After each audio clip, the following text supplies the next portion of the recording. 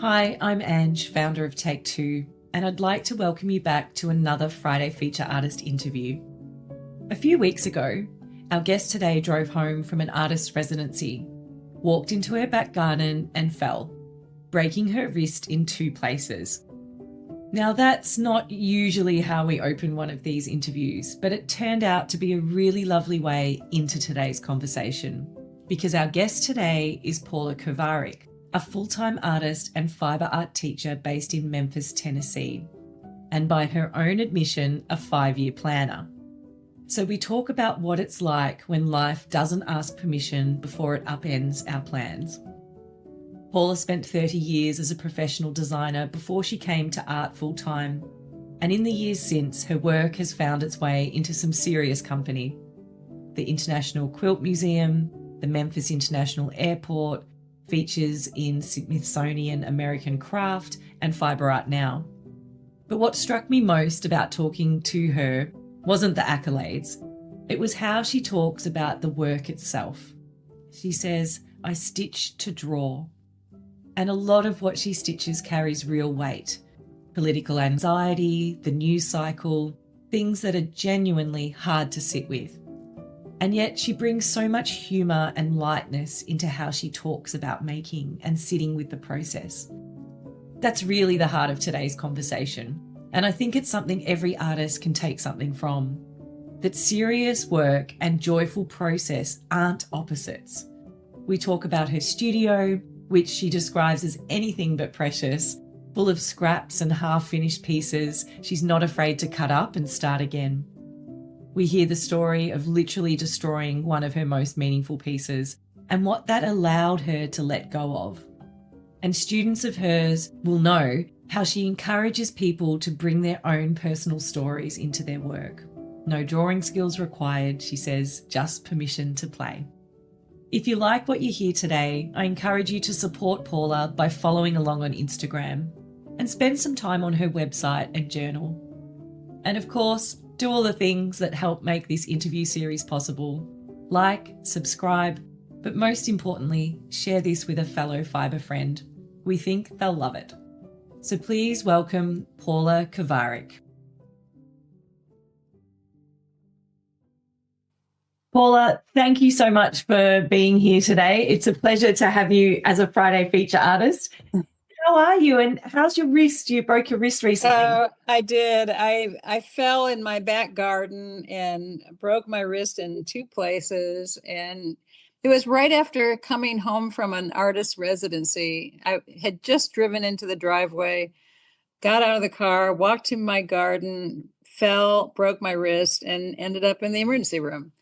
So, but it's better now. It's been about 3 weeks, and they say that I'm healing well. So eventually I'll be able to, there are certain things I can't do yet. I don't have a very good grip yet, but they say it should heal in time and just taking time. I'm an impatient person when it comes to that. Well, I was going to ask you actually, because I've been reading your journal on your website, which is just a great read. It's very short, poignant little things about your life. And you mentioned during one of those posts that you're a self-proclaimed 5-year planner by nature. Oh God, yes. So I was going to ask you about breaking your wrist and how that upended those plans. Like, how have you adjusted over the last 3 weeks? I really panicked. You know, it's one of those things where I really had to self-examine again of like, okay, live in the moment, do what you can, see what you can see, and don't sweat the details about what you were thinking you were going to do. So it's a learning experience, and it's happened to me before where life intervenes with my plans, and I'm a little bit more fluid as I've aged. And I think that it also continues to teach me to live in the moment, to be aware of where I am, what I'm doing, and what I see. So that's one thing I guess. If there's a good thing about breaking your wrist, it's that. It's like to wake up and say, "Oh, you're here today, and this is what you can do." Yeah, I love that you can find the positives in that. Do you think that that's something that you'll carry forward I Now, hope so. I hope so. We learn our lessons with difficulty. At least I do. yeah, And I'm always thinking, well, this is going to be, I'll be fine from now on. But now, there's lots of times when I still have a 5-year plan and something will intervene and I'll just be like, but wait a minute, that's not my plan. yeah, So yeah. it's Me. right. I'm in charge. But no, we are not in charge, right? We are not in We're not. charge. We We're we not. have to be aware of change. Yeah. Yeah, interesting. Interesting. For those of our audience who are listening today via our podcast, and a lot of people will be watching on YouTube, of course, and be able to see your work. But for those that maybe have never seen your work before, Paula, or are just listening, how would you describe your work? Hmm. I always say I stitch to draw. And a lot of the work that I do is about channeling thoughts through stitch. And I investigate pattern. I spend a lot of time looking at layering of stitch, creating new dimensions with the quilted fabric. I really love thinking about texture and depth and being able to manipulate that. And I'm often telling stories. I spend, a lot of time thinking about the work while I'm working it. But I also, at the same time, don't consider it precious. So a lot of my work ends up getting cut up into other pieces or reused or repurposed in a way. And you can see behind me, I have scraps everywhere, and they're all from works that I finished.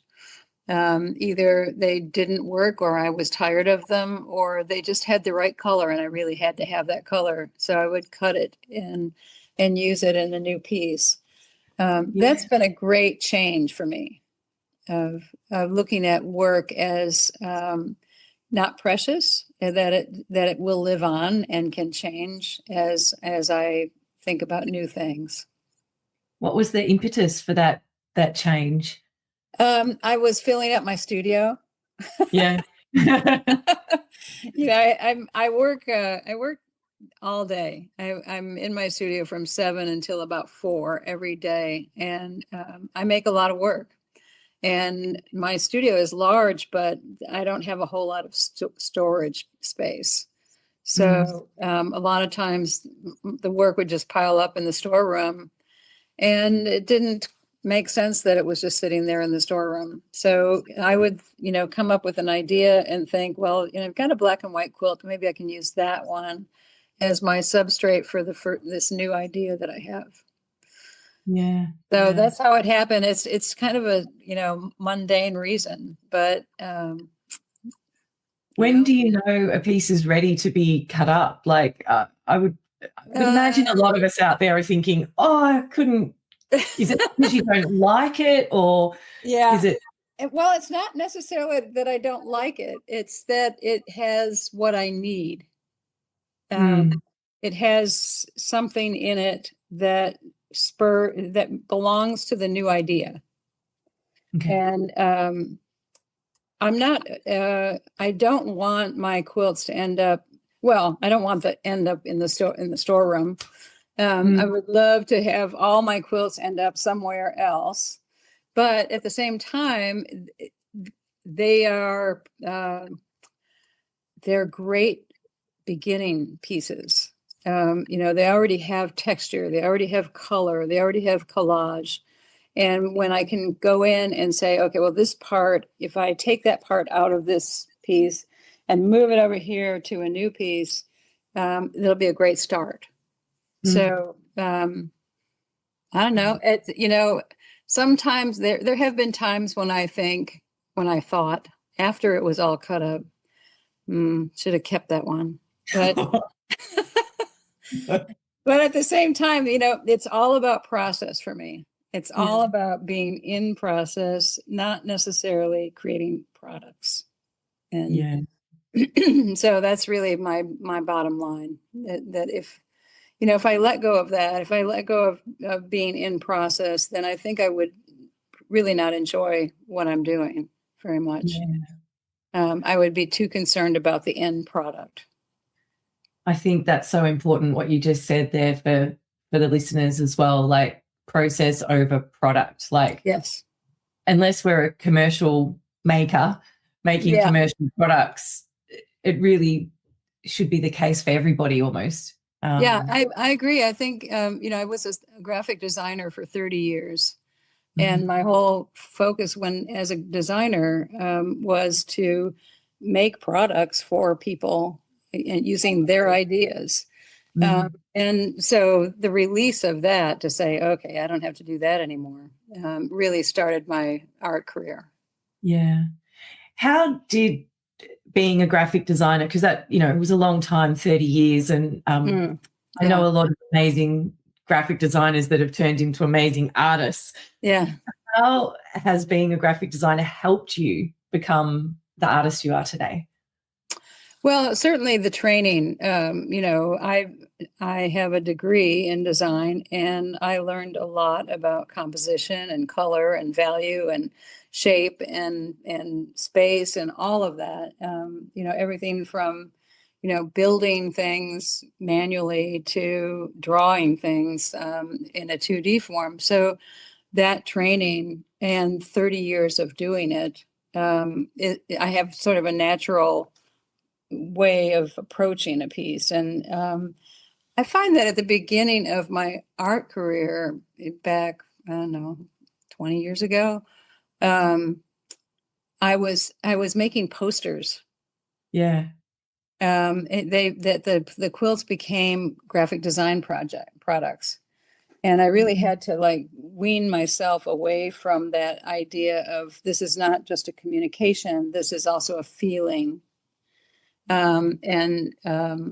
Eventually got to the point where I didn't feel like I was doing graphic design work anymore with fabric, that I could go in a completely different direction and be safe. Was there something in particular that you knew that you'd hit the feeling, like you transitioned? Was it? Oh yeah, it's in process. Yeah, in process. Stitching takes a long time. Yeah, and it takes concentration and a silence that is internal. So my focus on the needle going into the fabric is like a mantra. It's like a meditation. So being in process doing that and really focusing on line work. A lot of my earlier quilts were all focused on line.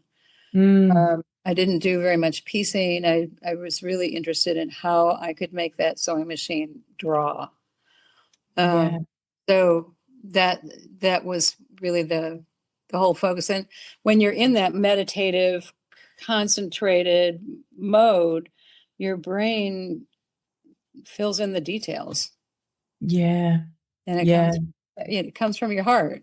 So I feel that connection when I'm working. Yeah, that's amazing. And I really need it. If I don't make things during the day, I feel a void. So, and your husband probably notices as well. Yeah. Yes. He's very supportive. Yeah. But he knows that he can come in, for a short time and say hello and then leave me alone. Yeah, because it's work, isn't it? Yeah, it is. It's hard work. Yeah. You're having fun. Like, people often say that as well. Like, we have one particular tutor who says, I'm not up in my studio having fun. I'm working. Like, I'm working. Yes, it's hard. Yes, it is. Yes, there's sweat involved. Yeah. Exactly. I'd love to share some images of some of your beautiful line work that you spoke about, Paula. I'm pulling up here a piece called Dark Matter. Yes. It says 2028 there. Sorry, that's a little mistake. We'll correct that. Yeah. Was this an earlier piece? I like the idea that I made it 2 years from now. I'm so sorry about that. I'll fix that typo. This is an early piece, yes, although it's sort of mid-career, because this is shows the layering of stitch more than just a line, because I was looking at cross-hatching in paintings and trying to figure out how I could cross-hatch. And so creating those little monstrous figures and stitching around them to create a sense of depth was the goal here.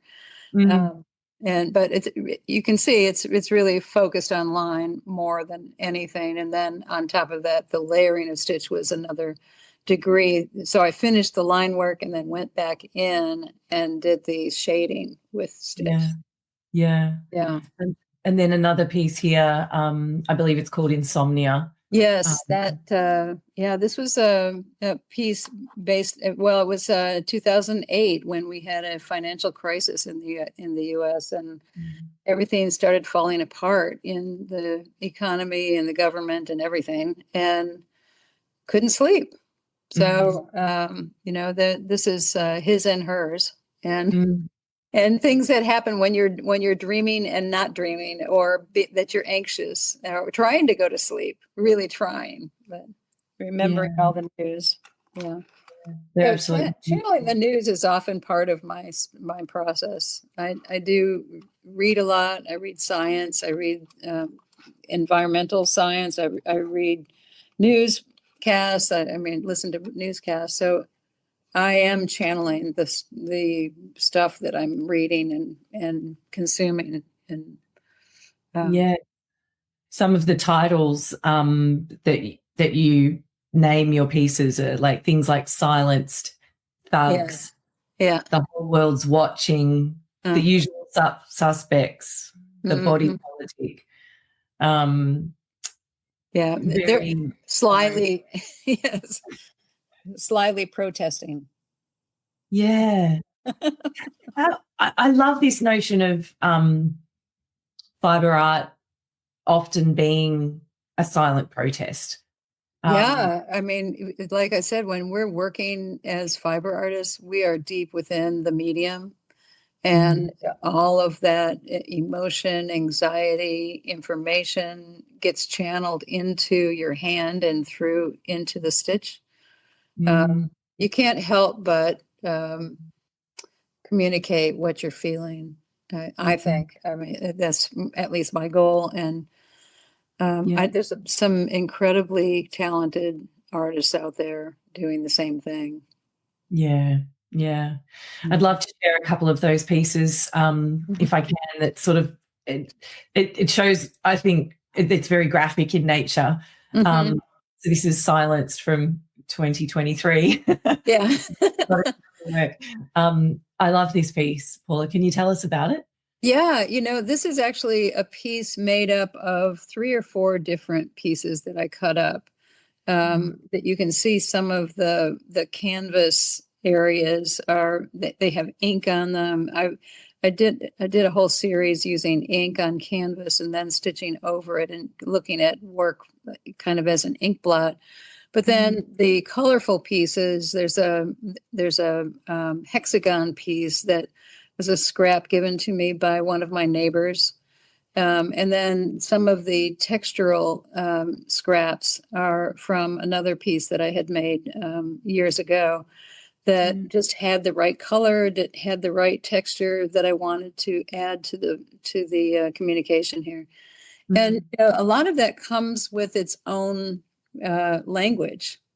So, as I'm putting things together, it's all of a sudden, here's this eye that is spiraling out, or there's a feeling of a hand and how that hand has tattoos on it. And there's just a lot of different things that come to the piece because of the cutting up of scraps. Yeah. It's I loved how you said, like, the quilts, they're almost telling you what they want to be. Yeah. It's really collage, isn't it? Collage. It is. Yeah, it's all collage. Yeah, I cut all of those pieces are inset into each other. So they're not layered on top of each other. They're cut in mostly. So it transforms over time. I think this piece probably took about 3 weeks because every time I cut something, it would change the dynamics, and I'd have to reconsider or think about what would work next. So, and Yes. I would shuffle through my old quilts or my new quilts and say, oh, there's the color I want, and Yeah. and cut that hole. Yeah. I've noticed on your work too, I'm assuming there's a little bit of hand stitch going on, or is it all? Just the slightest bit. Every so often you have to have it. But most of the work is done on machine. Even things that look like French knots, it's really me stitching 3 or 4 times in the same spot with my machine. So I like to hand stitch, but I don't have the patience for it. So it's very rare. I'll add touches where I have to have them. Another one that I keep going back to when I'm looking at your work is this one here, Focus on Something Else from 2017. Yeah. Paul, I just love the colours and the composition and the movement, and every time I look at it, I feel like there's something else to see. And I mean, we're now looking at it on a tiny screen, and how big is this piece, and what is it like to touch it and be close to it? I really want to know. It's actually a little raggedy because it is pieces of fabric instead of pieces of quilted fabric. Yeah. So they were layered on top of each other. I had done a piece. It was a pieced quilt using all of these colored swatches. It was kind of just a scrap quilt. And so I turned it backwards at one time and thought I really liked the raw edges more than I liked the front. So I started using those raw edges as collage objects. And then because some of the raw edges were too raw or didn't have the right kind of feeling for me, I would overstitch and add more texture to them. So this was a piece, I shouldn't mention his name, but we had a new president and I was pretty upset about it. So something else to focus on. Yeah, focus on something else. just go and stitch. Just keep stitching. You'll be all right. Yeah. So there was a much more hand stitching in this one actually, because I really wanted it to be raw and intimate, and all those little teeny dots in the lower left corner are all hand stitched. It just has a feeling of rawness that I really like. Even the edges have some batting sticking out of it in some places. Yeah, it's absolutely amazing. I love it. Thank you. I hope you didn't chop that one up. No, it still exists. Oh, that's good. People say that all the time. I hope you didn't don't cut that one up, please. Yeah, I bet. I'm interested, Paula, to understand how you learnt all of these techniques. Like, what was your process from, being a graphic designer for 30 years and now a fibre artist for 20? But in that very beginning, like, how did you make the leap? Was fibre always part of your life, or were you just like? I think my mother, no, fibre was not part of my life. My mother started quilting when she was 85. Wow. And she said, you need to learn how to do this. I said, that looks really boring. And so I tried it and I hated it. I thought it was really boring. And then we went to a quilt museum in Paducah, Kentucky, the National Quilt Museum. And I realized that artists were using it as a medium. And I came home from that museum trip and thought, well, maybe I can reconsider, and I'd have something more in common with my mother, because she was still making quilts. And I thought, well, I'll try something else. And so it's all self-taught. It's all looked at in terms of, how can I manipulate this fabric? How can I stitch more? I haven't taken any classes in quilting except for one. I took one of those, weekend classes, how to quilt classes.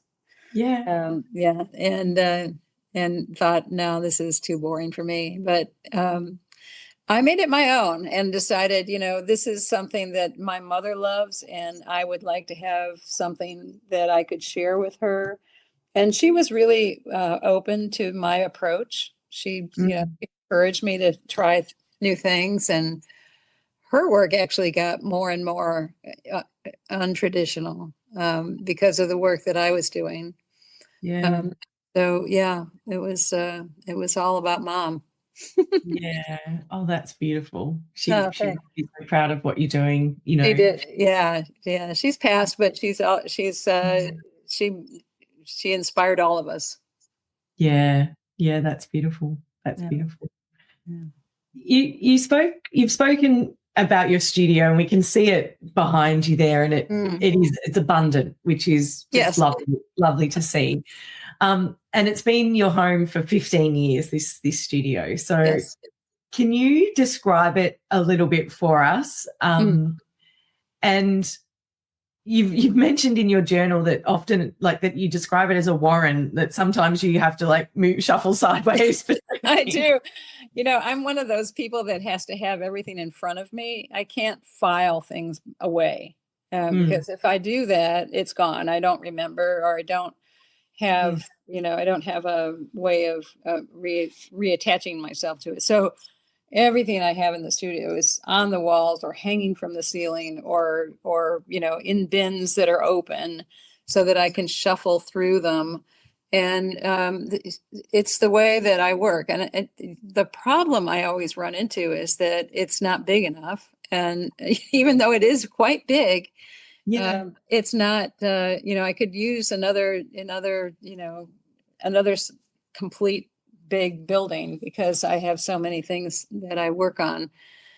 So I've gotten used to kind of reshuffling things, putting them to the side and starting over on something else. And I feel very lucky to have this studio. The size of this studio has been wonderful. I do have a storeroom. I don't know if you can see in the back, there's like a mirror hanging off a door there. Yeah. It's a separate storage room where I can keep things rolled up and put away and safe from my scissors. Yeah.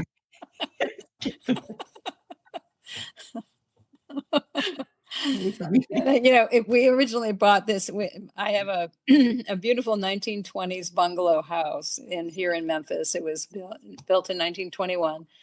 And the people who owned it before us, the woman was a photographer, and she built this studio on the back of her garage. The garage is attached, and she used it as a darkroom. And she was a product photographer. Wow. And so when we looked at this house, it was like I didn't care what the house looked like. The studio is all about what I wanted, and I warned my husband all the time that if there was a hot plate and a cot, I wouldn't leave. I would just Yeah. I would just be here. He would know where to find me. So yeah, the chaos, it can be, it is controlled every so often. I take a day and just kind of rearrange things, but I like the chaos the way it is. It sounds like the chaos feeds the work. It does. Continuously feeds ideas and works. And it's really interesting that you said that about having things around you, because I'm a little bit the same way. Like, I'm just looking at my desk here, and I've got a lot of sticky notes, and I've got a lot of notepads open, and I've got a lot of folders and books and papers. It's like, if it's here, I'll come across it and I'll remember. Exactly. Yeah. It's interesting that. Yeah. Although recently we did have a little cleanup and a little move, and there's nothing like a move to sort of have a clean slate. Oh, I know. It's good and bad.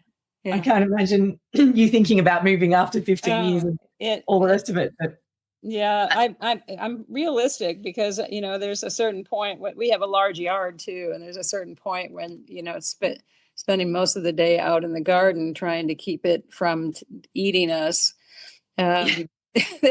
we're going to have to find a way to simplify a little bit. And, that's when I told my husband, we just need a warehouse with a cot and a separate, and a bed. We don't need all of this stuff. Yeah. Yeah. Yeah. He wants a little more comfort than that, but yeah. Yeah.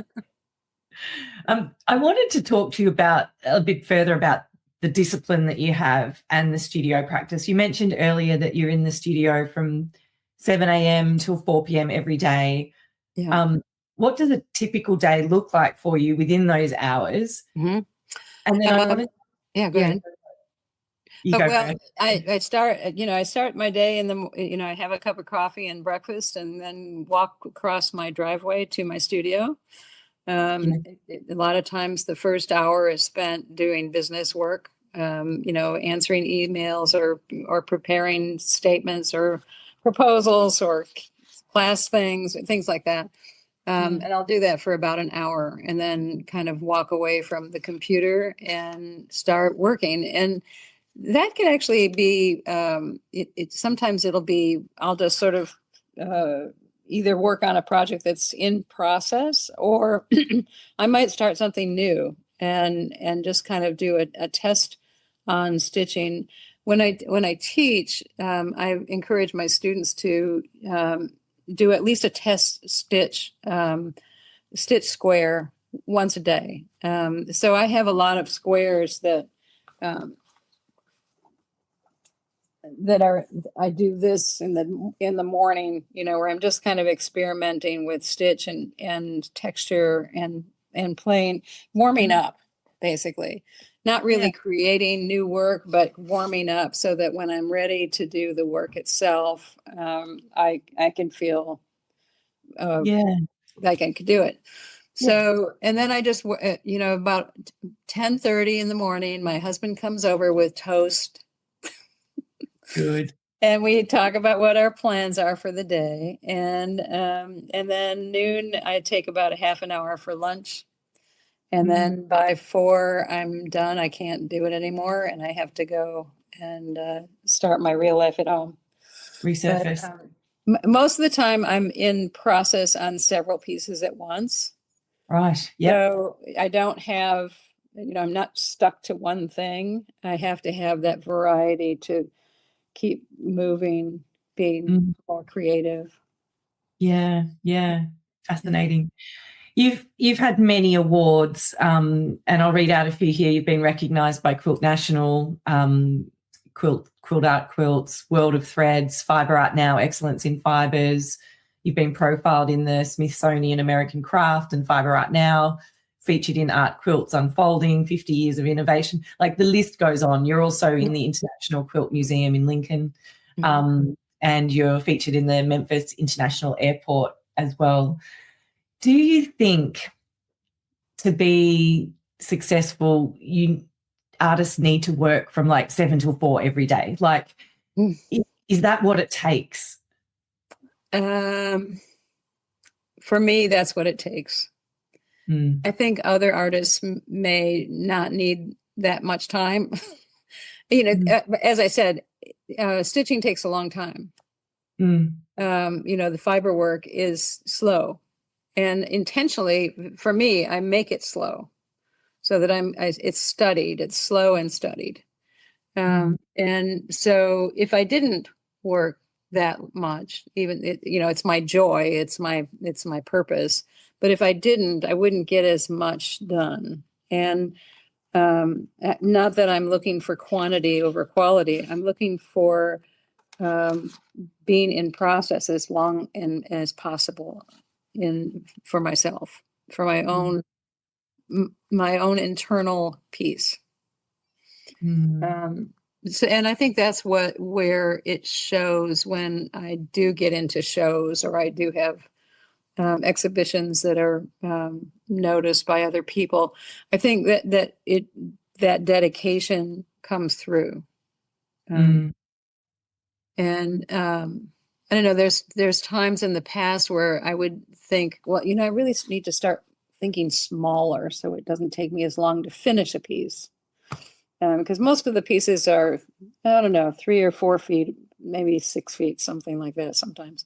Nothing really huge, but dense, Mm. dense. Yes. So, but working small is just another way of doing practice. Yeah. Yeah. So, and it feels more like a product instead of process. So, Yeah. yeah. You've mentioned staying in process a few times now, but apart from that, like, what does success mean to you as an artist? Oh boy, that's a hard question. It's different for everyone, isn't it? Like, it's Yeah, hard. it is. It is definitely different for everybody. For me, I do like to be recognized. I can't deny that. Um, I think that the more important thing is that I'm satisfied with the work when I feel like it's done.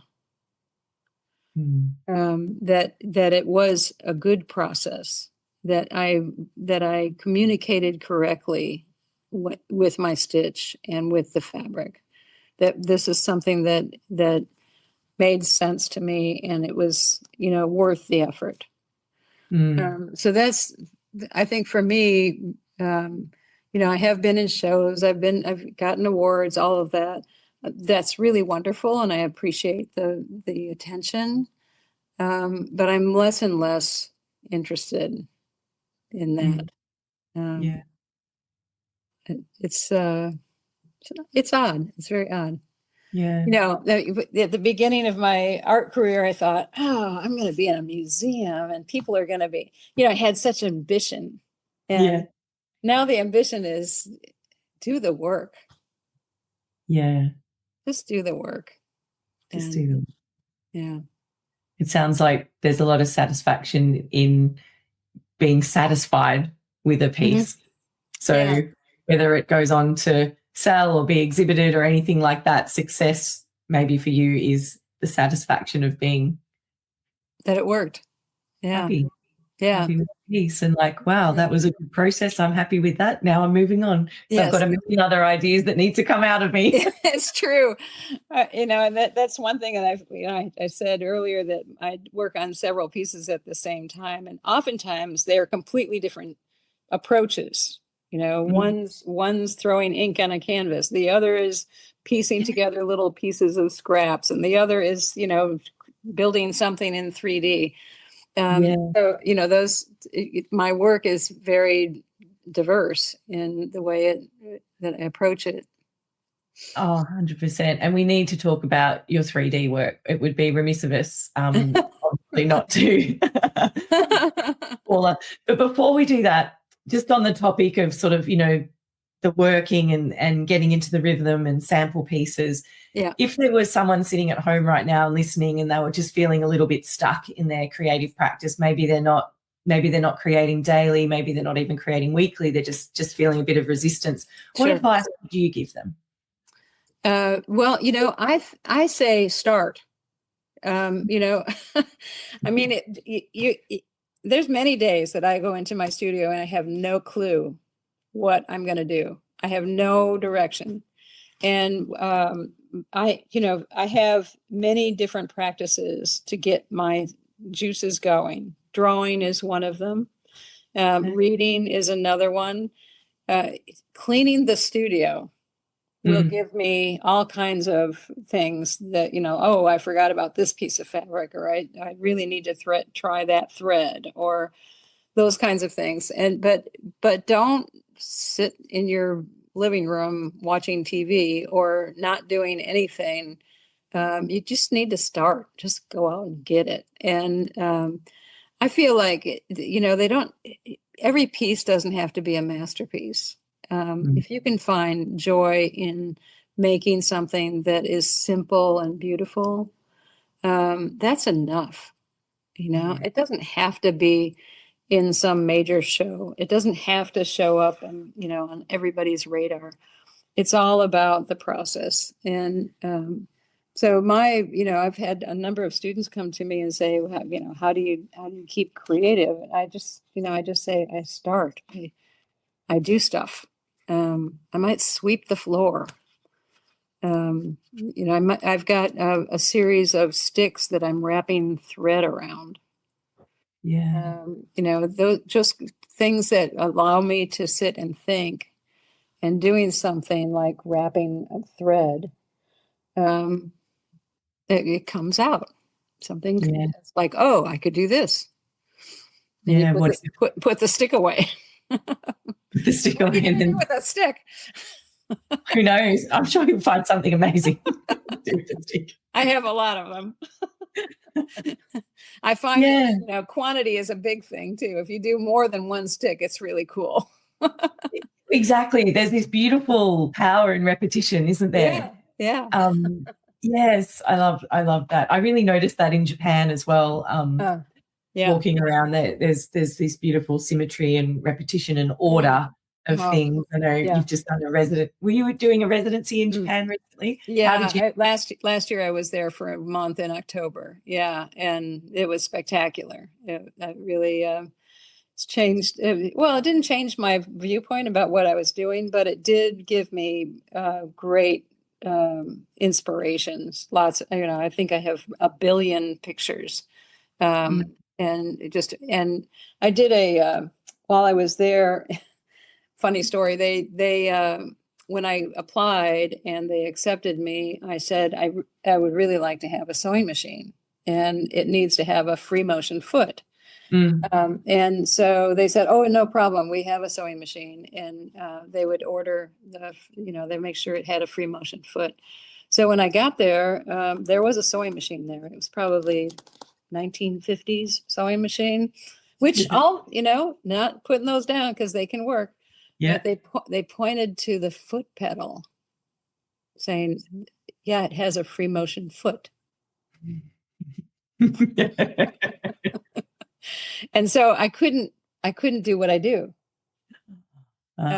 which forced me to do something else. And that was the key to the residency, to put myself in an uncomfortable position, to not rely on what I know best, and try something new. So I had a rice paper roll that I picked up. It was like a 50-foot rice paper roll. And I drew every day on that roll. I ended up with a 14-foot roll that told the story of my trip in Japan. And, to go from, I can't stitch, what? Now, and then going to the drawing, it's created a whole new process for me. Yes. So I just came back from a residency where I did another scroll. Just recording ideas with just silly sketches, crazy stuff. Yeah. It's like a new library of information for me. I love that. Yeah. I love that.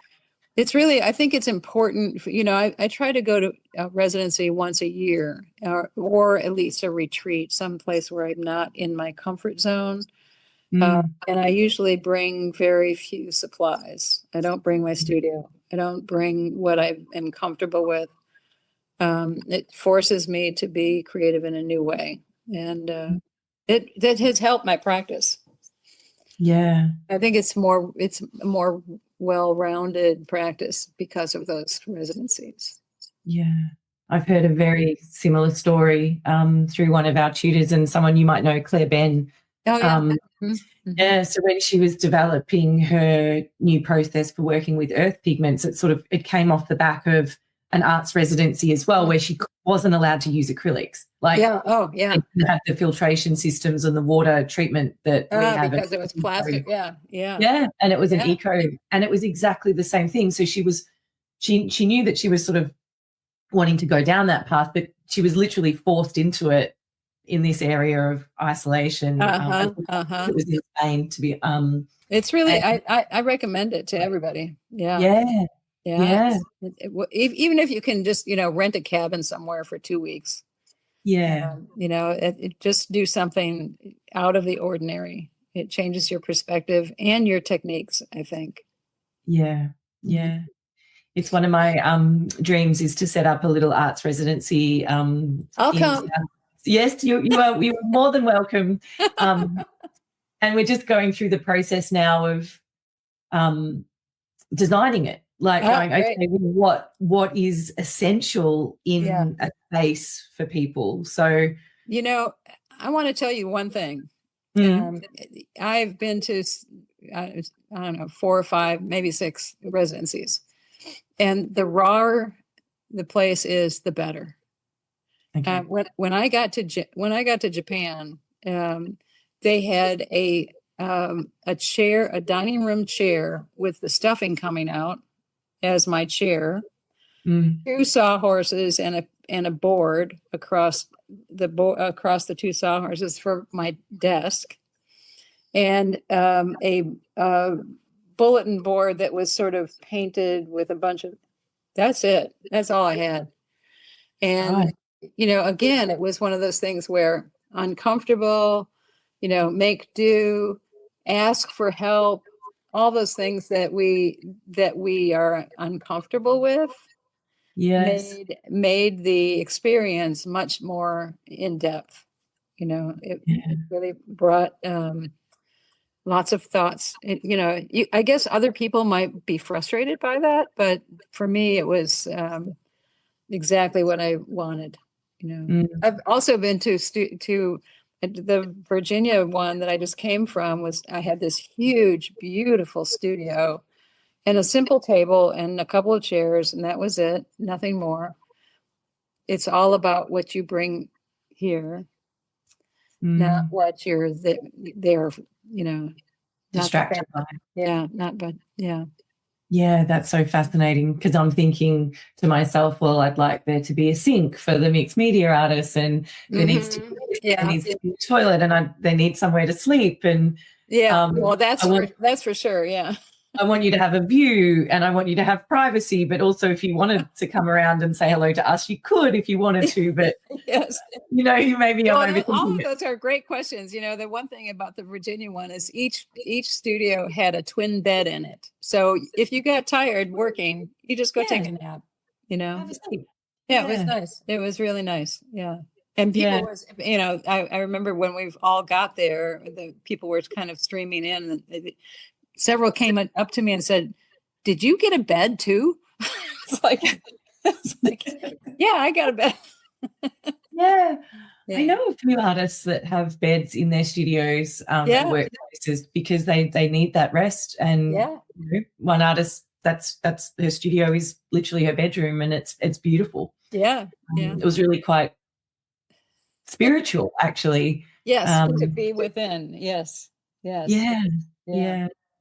Thank you for that advice, Paula. I'll definitely take that on board. Thank you. Um, Tell us about your 3D work, because often when we think about fiber art, or even like traditional quilting, of course, we don't necessarily link that with amazing 3D objects. Can you tell us what's exciting you now about? I am really excited about 3D. I'm again, it's really just experimental at this point. So I started with triangles. Look at those. Wow. And again, these are cut up quilts, pieces of my quilts that have been cut up and repurposed for these triangles. And I started thinking about, like, well, if what if you put 2 triangles together? Well, how about 5 triangles together? But maybe 20, and it grew and grew and grew. So I've also done little little animals. They're very good. This guy has his, this guy is one of the ones I did in Virginia. But I really do, it's all experimental. And because of the substrates of my quilting, Mm. pretty nice when you have that kind of substrate to play with. A lot of my work lately, or probably past 3 years, is done on lightweight canvas. So it's a little bit beefier fabric than cotton that you would normally use for a quilt. So it holds its shape, and I can add more batting or structure within to make it stand out. And even like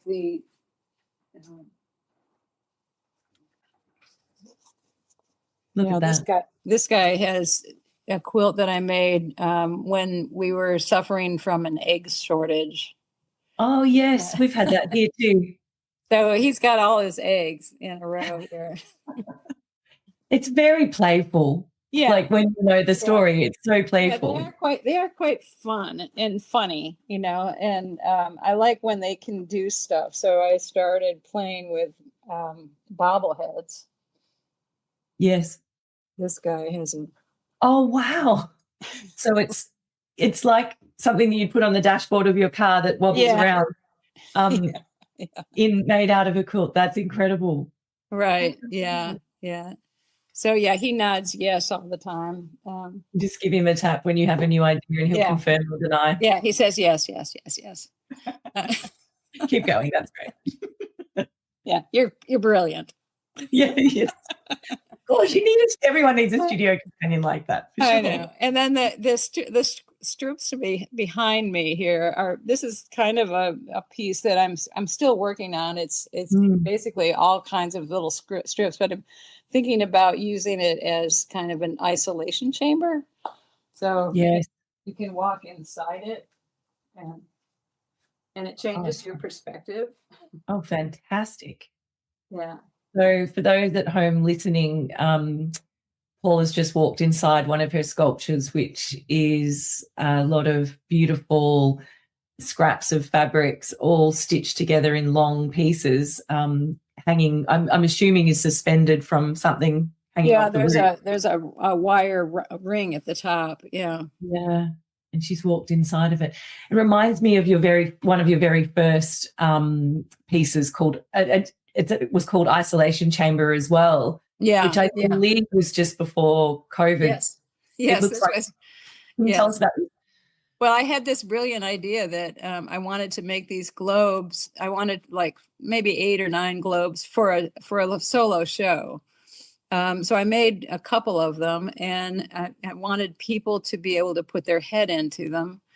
And then COVID hit, and nobody wanted to put their head in the globe because it was like a germ chamber.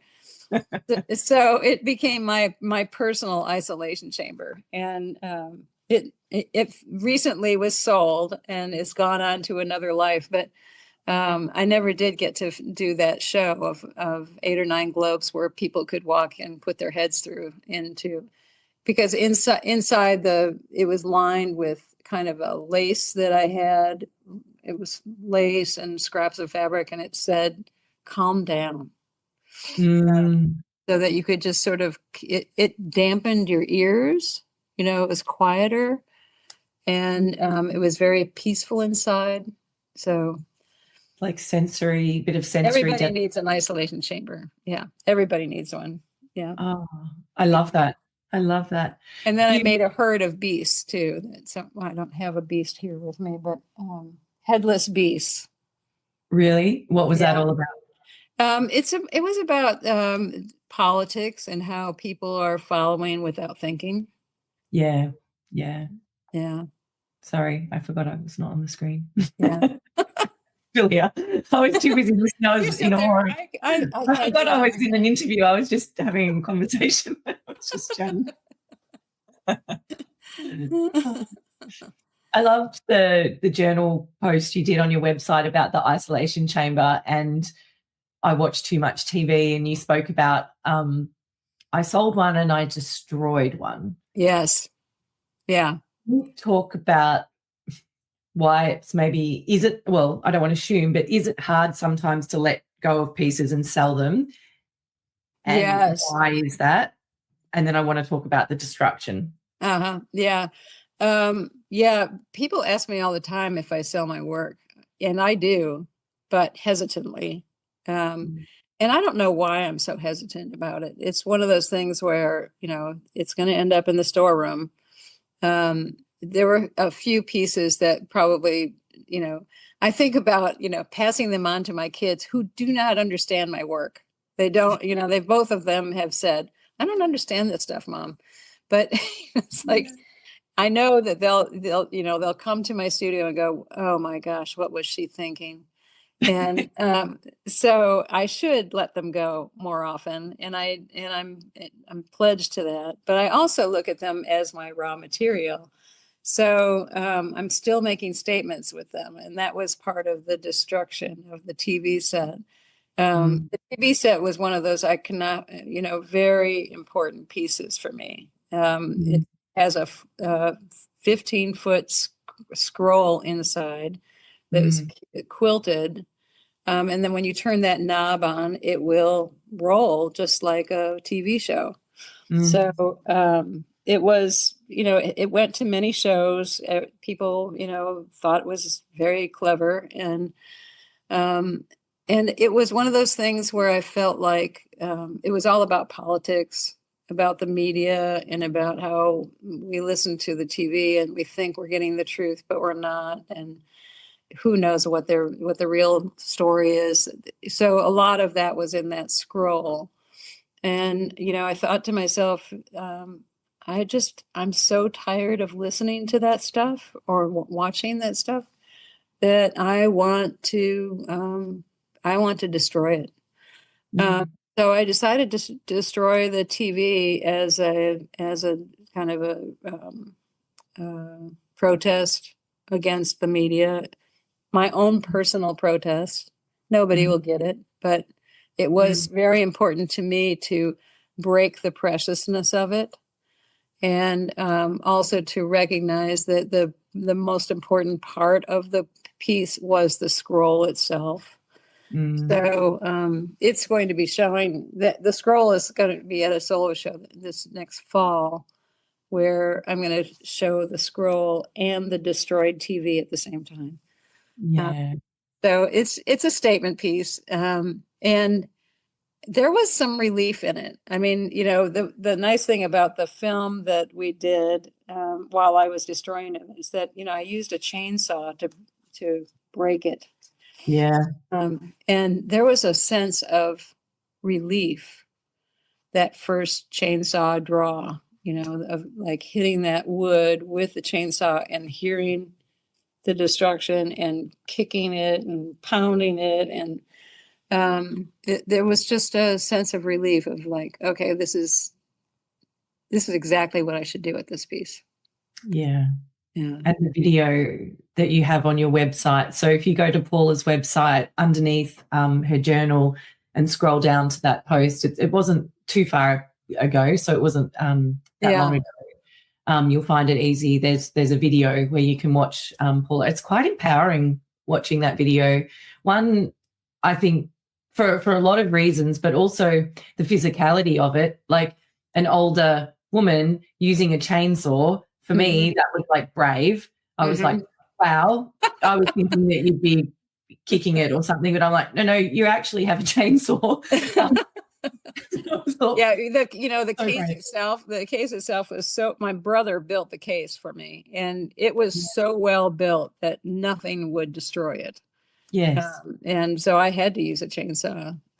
Yeah, it looked like a beautiful piece of furniture, and then once it was sort of demolished, then you could see the mechanisms behind it, and I mean, it looked amazing, complex, but yeah.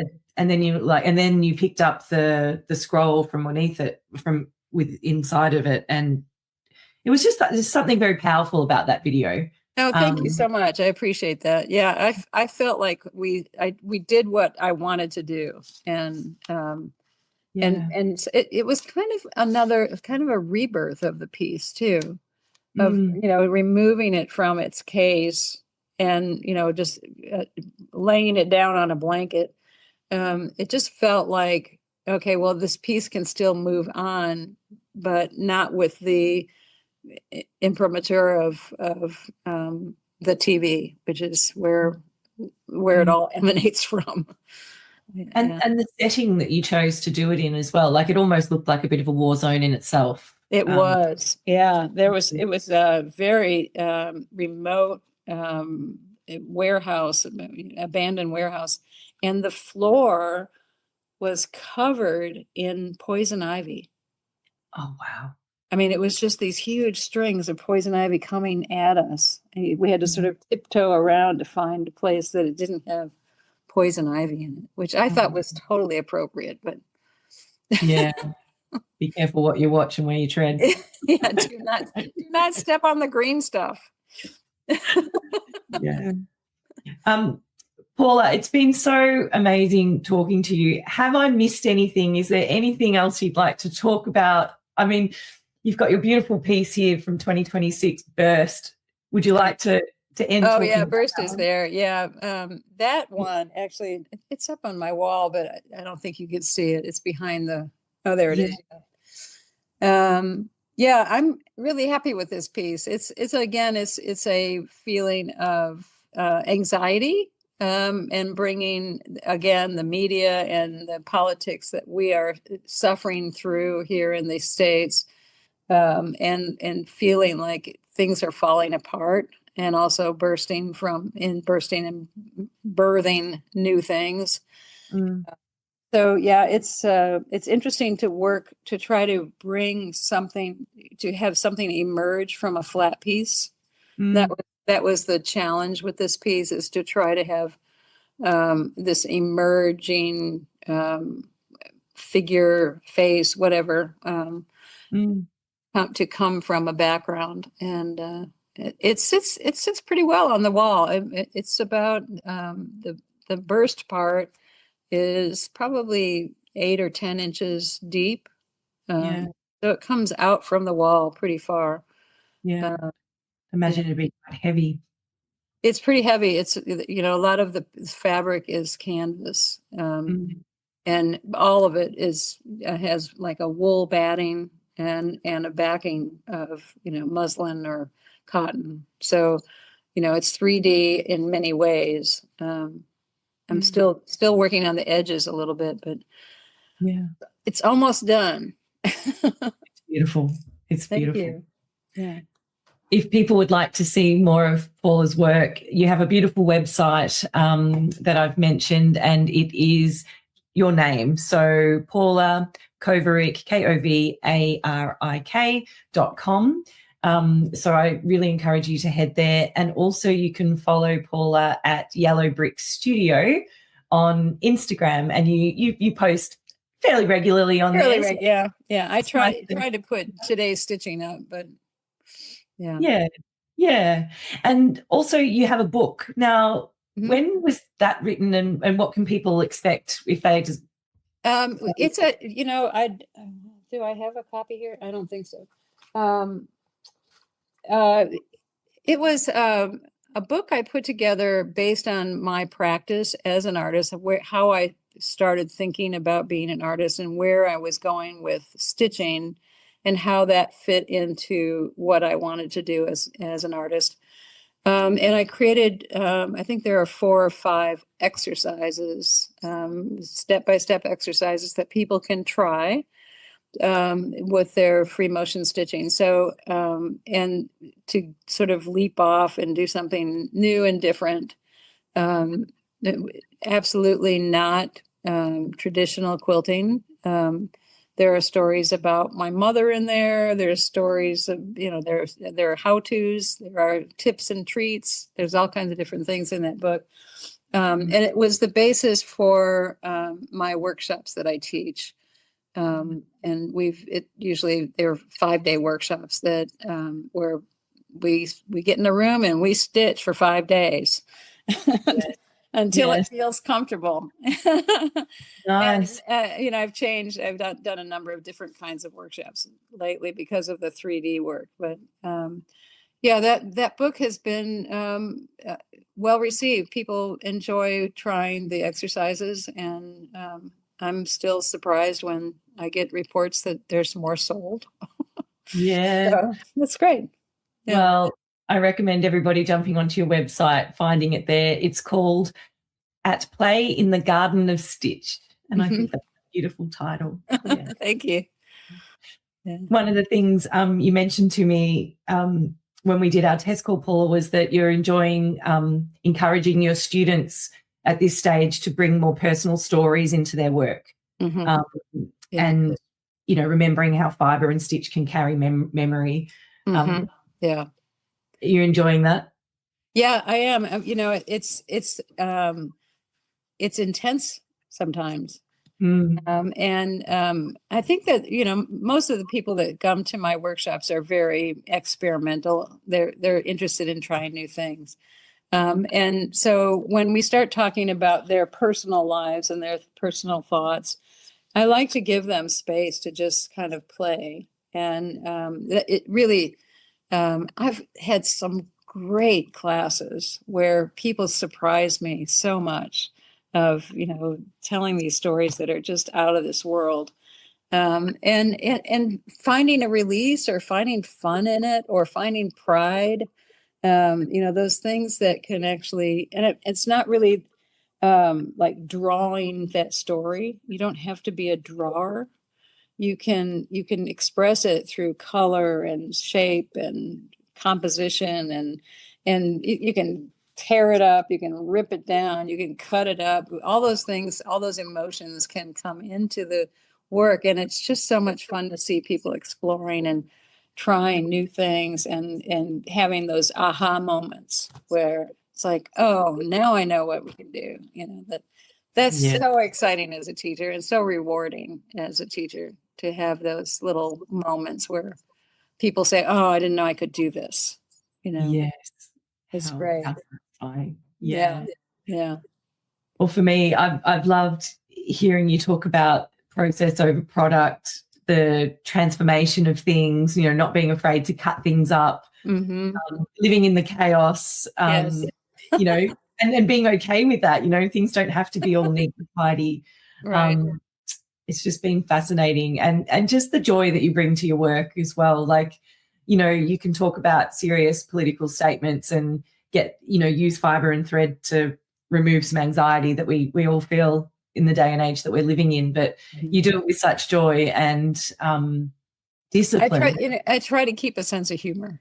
Yeah. If we don't have a sense of humor, it's, what is it worth? It's, of worrying or feeling anxiety or getting angry. You have to have a sense of humor. People are crazy. Yeah. It's true. They're crazy. It's true. Well, it's just I'm not, but everybody else. Yeah, exactly. My kids think I'm crazy, but they don't understand what I do in my studio for 10 hours a day, but it's okay. It's okay. It's okay, yeah. Yeah. I had the privilege of going up to Haystack and doing some filming there, and the director there, he was doing a speech to the employees and things like that, and he was talking about the fire hazards up there, and he said, team, if this happens, no one's coming to save us. And they actually made a bumper sticker for him saying, no one's coming to save us, because it was just this metaphor for artistic people. That's good. I like that a lot. Yeah. Yeah, well, no one's coming to save us. We just have to keep doing what we're doing. Just do it. Yeah. Just start. Just start. Oh, that's beautiful. That's a perfect way to end. So, Paula, thank you so much. I encourage everyone to give you a like, give you a follow, share this interview. And if you've loved it, please purchase Paula's book or maybe check out one of her workshops. Thank you so much. I appreciate that. Yeah. Yeah. Thank you, Paula.